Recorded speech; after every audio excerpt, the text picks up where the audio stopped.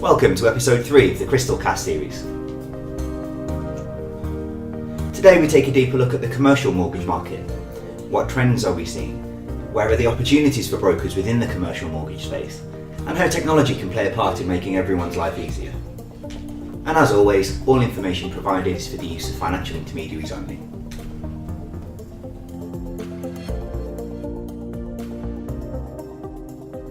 So today we're joined by Sarah Woolf, Senior Development Manager from Shawbrook. Hi, Kris. Welcome. How are you? I'm good, thank you. Yes. Good. In traditional CrystalCast style, can you start us off with 3 things that people might not know about you or might be surprising to some? Oh, goodness. So I live in the Peak District, which, although very beautiful, and I've lived there for 12 years, doesn't work well, particularly with my job, because it takes miles and miles to get anywhere, but beautiful. So we feel very lucky. Second thing, so I would argue that I'm going through a little bit of a midlife crisis at the moment. My interpretation of that is I've recently taken up road cycling, which has been a huge challenge. Especially in the Peak District. Especially in the Peak District, you can't avoid the hills. But also I started learning the piano fairly recently, and on grade 3. Okay. And third thing, rather embarrassingly, is that when I was 17, I learnt to play the bass guitar and played in an all-girl band. And I only did it really because I had this dream of playing with Nirvana at some point, which sadly never materialised. But of course now I'm in commercial mortgages, which is far better. Yeah, living a different dream. Yeah, absolutely. Yeah, brilliant. Thank you for that. If you can start us off then with your view on the latest trends you've seen in the commercial mortgage market. It's an interesting time in the market, notwithstanding obviously the looming Brexit, which I think is touching every area of everyone's lives. If we bring it back down to commercial mortgages in general, we've run at Shawbrook a recent broker barometer, which we tend to run on a fairly frequent basis just to gauge broker opinion. And in the last survey that we carried out, over 69% of our brokers were confident in the lending environment, which was really encouraging. And I think that's something that we certainly have felt and would mirror in our own lending book. And 56% of our brokers felt they were expecting business growth as well, which again is really positive. The top 3 challenges that our brokers were facing, 62% of them said Brexit, as we've touched on, and not surprising. 55% highlighted valuation issues, which could be a number of things, possibly perception of down valuations, which is always a challenging one. And 39% highlighted mortgage interest tax relief as being a potential issue, which really we're at the very beginning of, as this year was the first year that they would have really felt it in their tax returns. Okay, 2 interesting points for me there. First of all, valuation issues. From our own business levels here, we're seeing maybe more cautious valuations, I suppose is a fairer way of putting it, where valuers are being more prescriptive about conditions they're putting in there, that the valuations are only valid for a month or 2 months and then they'll revise it afterwards. Have you seen any of that at Shawbrook? Yes, and I think that's across the board. There's definitely, again, that Brexit word kind of is ever, we're ever conscious of it, but certainly I think valuers were feeling that caution and them not wanting to, I suppose, commit too long term. Yes, absolutely. Many of them have still got memories of the 2007-2008 period when their PI probably saw a lot of these claims coming through. I think that's definitely a factor. It definitely plays its part. But I mean, it's one of those things. It's such an integral part of the mortgage process that none of us can avoid. But certainly, I would say that being more cautious. Excellent. And we're also seeing that probably further away from London. The London market's settled over the last few months anyway, but we're now starting to see that in the regions a little bit more. Yes, I think that's fair. I mean, we're seeing a shift anyway in I suppose at Shawbrook, the majority of our clients, I suppose, are in that professional landlord market. And there's definitely a move away from the southeast, more towards different geographical locations, certainly up to the northeast and the north in general. And valuers will be feeling that too, and will also be conscious of that move and that shift. Yeah.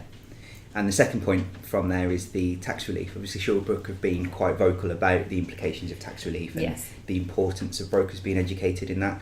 Are you seeing brokers becoming more aware of the implications of tax relief? Absolutely, and I think that the beauty of being in our community of lenders and brokers in the commercial mortgage market, is that we do tend to share knowledge. And whilst we've been, I suppose, at the forefront as a lender and also our broker panel of understanding the changes that the market has faced, I think it's really our landlords that have almost benefited from us being able to support them along that journey. I suppose the most important point that we would make is that it's still vital that clients seek their own tax advice. Yes. We're seeing a move, if we look at the market in general and our place within it, we're feeling a slight shift. We've always been a specialist lender, but more towards the kind of more complex end of the market. And what I mean by that, just to kind of add some clarity around complex, is things like incorporation. So with the mortgage interest rate tax relief changes that are being felt, it's also a shift in behaviour towards clients now looking to purchase in a limited company. And with the right tax advice, expecting lenders as well to understand incorporation more and to add guidelines to it and be able to support clients through that process. So we're certainly, I suppose, aiming to provide just that. Brilliant. And it's something that we've been harping on about now for probably 12 months or so, that brokers need to be aware of both the options for their clients but also the implications. Obviously, none of us here are tax advisors, so it really is important that they partner up with the right people, be it tax advisors, brokers, lenders, that they can deliver the solutions the clients need now. Yes, and funders, lenders have a responsibility. Whilst, as I said, it is essential that they get that tax advice. Lenders have a responsibility as well to ensure that we're doing the right thing by the client. We're certainly seeing a huge increase in the number of applications for limited companies. And that more complex space, I suppose, and that manual underwrite that we provide with all the efficiencies as well of the technology side of it, in addition to that manual underwrite, lends itself to being able to assist clients through that tax journey. There's certainly a place for the traditional buy-to-let lenders where it's a straightforward personal purchase, and if that's the right thing for the client to do, then happy days. Where we're seeing the trends at the moment is in that complex space, as you say. The start of last year, we saw a huge spike in inquiries for remortgages into limited companies. Yes. Applications didn't follow through on that front because when people started to see stamp duty implications and actually how much it will cost, they had second thoughts. We're now seeing more of those coming back. I think people have now seen that first tax bill, realise that it's not something that's going to disappear, that it will only get harder and harder for them to make a profit from it. So it's something that people really need to keep their finger on the pulse of and be aware of what's available to them. Yes, and when I talk about the complex side of the market, that's really what we're referring to. It's just being able to, I suppose, look at the bigger picture. So quite often our portfolio landlords have been long established in the market. They may well have had their particular model that they follow. We're seeing landlords themselves diversify more and look at other opportunities. That may be that they deleverage for a bit and then look at maybe purchasing semi-commercial in a limited company, something of that nature, or buying on short-term loans and adding value. So rather than just chasing yield, they're also looking at capital appreciation and adding that value to a property. And then potentially, rather than selling, holding for the long term. Especially with Brexit and all the uncertainty, there's certainly a more of a wave of that. So are you seeing a change maybe in the appetite of investors now? Instead of the kind of traditional short-term buy, turn and sell, they're now holding it a lot longer? Definitely. And it's interesting because at Shawbrook we have both light refurbishment and heavy refurbishment products that we offer. And certainly the kind of more heavy refurbishment projects, especially permitted development, that sort of thing, we're seeing a trend that those landlords that may have previously sold are looking now at the longer term. And lenders, and Shawbrook in particular, are now almost having to adapt the way we underwrite and assess those clients in light of that, and to I suppose, view them slightly differently in changing their model and understanding why they're changing it, more importantly. Okay. That might link back then to when 56% of brokers were optimistic about business growth. From a broker point of view, the bridge isn't just a transaction anymore, it's now maybe one part of three. I know we've done a number of cases with you where we've done purchase, we've then done a second transaction to do the refurb, and then a third transaction to hold. So it's much more of a journey with the customer as opposed to just being a transaction. And that's right. And if I go back to our earlier point about being a lender that can offer, I suppose, more of an oversight across the piece for a landlord, maybe coming in to do a short-term lend to purchase a commercial property, for example, that the client may well then be looking to carry out a heavy refurbishment, to do a conversion into residential, and then, as you say, to then convert that onto a longer-term let on one of our term products. And the beauty is that we offer the clients almost like a lever to pull for whatever opportunity it is that they find. And being in that professional landlord space and having those kind of clients that really do understand what they're doing, having a lender that can then be flexible and adaptable to what it is they're trying to achieve from their property portfolio, I think really helps. Excellent. And the other area where Shawbrook have been quite vocal is on the HMO market. Yes. There's a lot of publications that have come out, a lot of information for brokers and investors. What trends are you currently seeing there? So this one's an interesting one, because HMOs, I think the market is now very used to HMOs. It was always the domain of the student previously. There's been a very definite move as well towards professionals and professional lets within multiple occupancy. So the trends that we're seeing, and we've been really fortunate enough to be able to kind of go out with some of our brokers to visit some of their clients actually on site and see some of the enhancements that they're making to HMOs to cater for that tenant profile. Things like adding new technology, so things like iPads so they can see who's approaching the door, and several cookers within the kitchen, just more kind of, I suppose, bringing more quality to the facilities that they offer, even gyms and things like that, which within the property itself, which is more appealing to professional tenants. That's definitely the shift that we've seen. The new buzzword is kind of co-living, is what a lot of landlords in that space are calling it. Just to, I think, try and differentiate it from the original kind of student image that HMOs used to carry. So getting the tenants to mix and mingle as opposed to just being locked away in your room. Yeah, be more sociable. Yeah, interesting. So from the technology side, obviously landlords are embracing that more. The enhancements you've made to your portal quite recently are quite interesting to move that to the short-term lending side of things. Yes.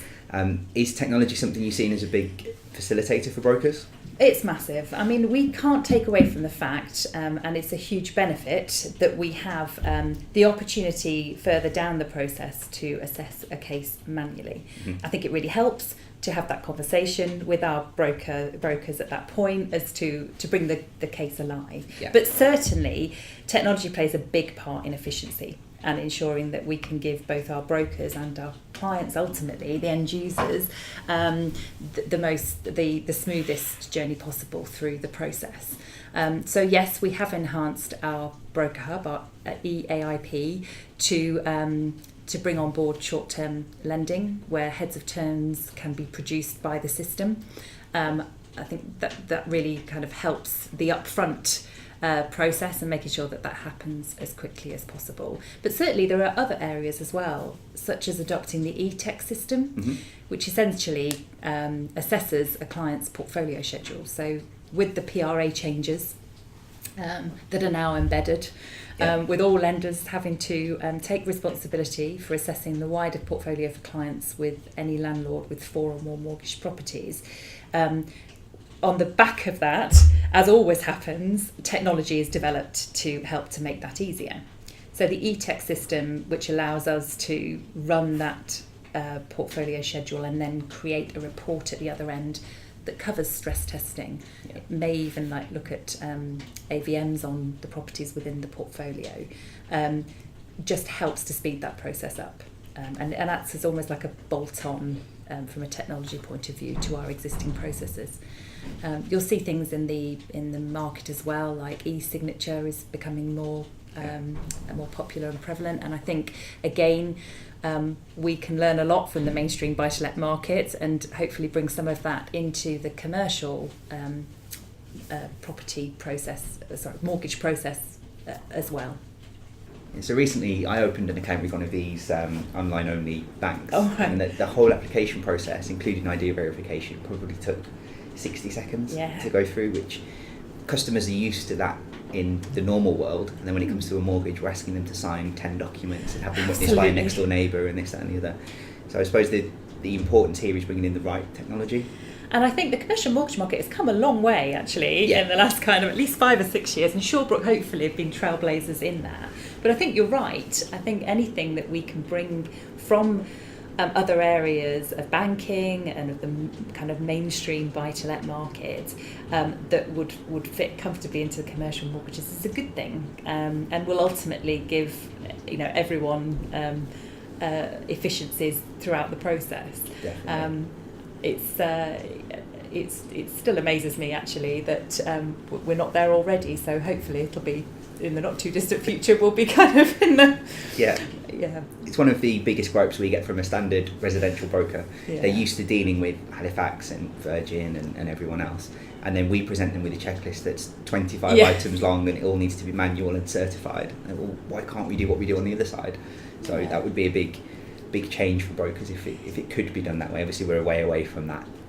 Yeah, I don't think we're as far away as maybe we think. A lot of it, as I said, there does still need to remain a manual part to it for all the right reasons. Definitely. So that we can bring that pragmatism to what can often be quite a complex loan.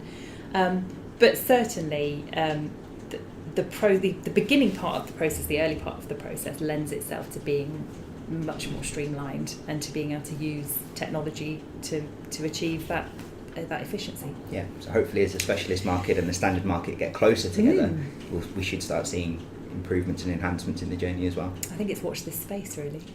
Exciting times ahead. Yes. So other than the HMOs and the incorporation piece, are there any other commercial trends you're seeing currently? Well, certainly I think especially with the mortgage interest tax relief and landlords who are looking to diversify, we're seeing more of a move towards landlords that may have had in the past quite a substantial residential investment portfolio, who are now looking to buy and move into semi-commercial or commercial assets. Okay. And at Shawbrook we've always lent in that world ever since our creation in 2011, when the high street, I suppose, retracted from lending in the investment world, but concentrated on lending to SMEs. Mm-hmm.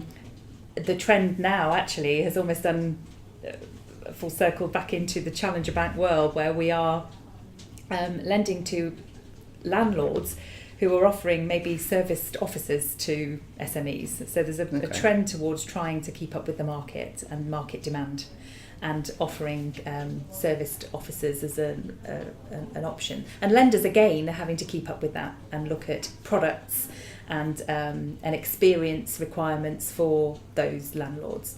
So whereas I suppose previously, Shawbrook, for example, we may have needed a client in the past to hold a commercial asset from an experience point of view, we've changed and moved on that and said, well, actually, if they hold a number of residential investments in the background, we would be comfortable with them buying their first commercial or semi-commercial. Serviced offices are a little bit different because obviously you've got a turnover of tenants. Yes. But the advantage to that is you've also got multiple tenants there and opportunities for people to come in and higher yields. Yeah, very interesting. So second to that, we're seeing investors look within the short-term loan space at really adding value to property, and certainly looking for more opportunity on that basis. We're seeing a trend to investors who are potentially buying doing work to a property, but maybe wanting to spread their costs a bit wider. So we created a product last year whereby clients can borrow up to 75% to purchase the property, but we will also then lend them the cost of works if that is a light refurbishment, and that's up to 85%. Okay. So again, it just allows, from a cash flow point of view, the investor to look at other opportunities as well at the same time. That then leads on to short-term to term, where we will also assist our clients in capital raising on any increase in value when they come to term out. All right, thank you for that. And again, our customary closing question: if you could make one change to the market, what would you be looking at and why? Oh goodness, there are so many. But I suppose the most obvious one is that we could, in many ways, look at transacting a commercial mortgage in a similar sort of timescale as we can on the mainstream side, on the residential side. Okay. The positive thing with that is that I do genuinely believe that we can get there sooner rather than later. So although there are many frustrations around that, it does feel like with all the technology that we've already discussed, that we're partway there and we'll get there in the end. I'm sure that would please everyone. Yes, absolutely. Client and broker alike. Yes. Amazing. Well, that's been really helpful. Thank you. Hopefully there's a lot of content there that our listeners will enjoy. And obviously if we do have any questions, we'll feed those back to you. But no, thank you for your time. Thank you, Kris. To hear the rest of the series and be notified first of future episodes, hit subscribe. And to discuss any of the topics covered in today's CrystalCast or any other specialist finance requirements, call us on 01827 301070 or visit our website at www.crystalsf.com. Thank you to today's guests, and as always, thank you for listening.